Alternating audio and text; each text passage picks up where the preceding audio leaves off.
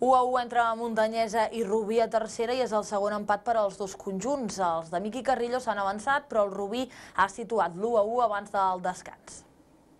El Muntanyesa ha sumat només un punt i això que Raúl Barrientos ha avançat als locals a la primera part.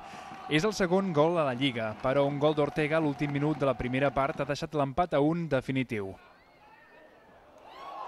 A la segona part, l'equip de Nou Barris ha disposat de molt bones ocasions per guanyar el partit com aquestes, de Fran Rubio, de cap, i en dues ocasions Fran Malfitani.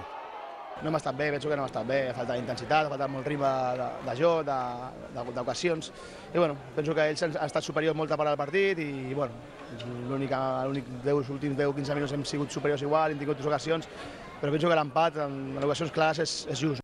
El Muntanyesa no acaba d'agafar el ritme de competició i li costa guanyar els partits al municipal de Nou Barris. El proper dissabte al camp del Vic tindrà una gran oportunitat de recuperar els punts perduts avui.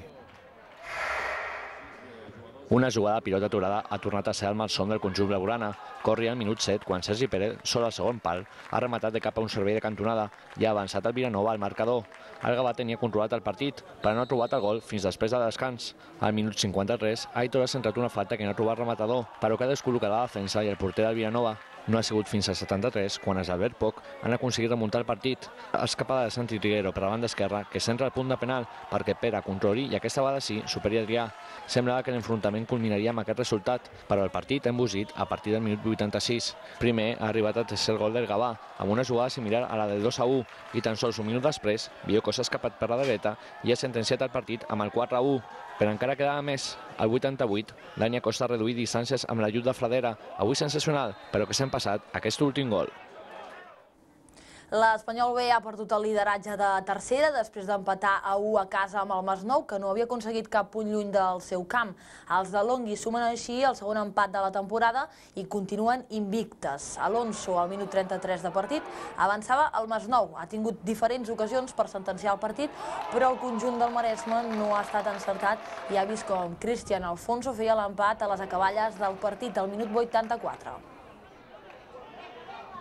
Lo importante de todo es que el equipo ha entrado al vestuario totalmente cabreado, ¿no? Hay una mentalidad muy buena en los chicos, todos quieren ganar todos los puntos y bueno, y han demostrado que hasta el último momento han luchado y han peleado.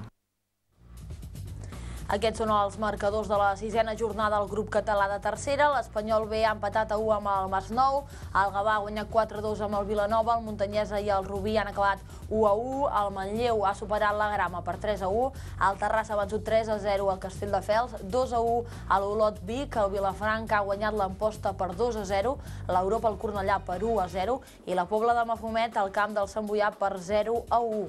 El nou líder de tercera és el Terrassa, que se situa a un punt de l'Espanyol B, segon.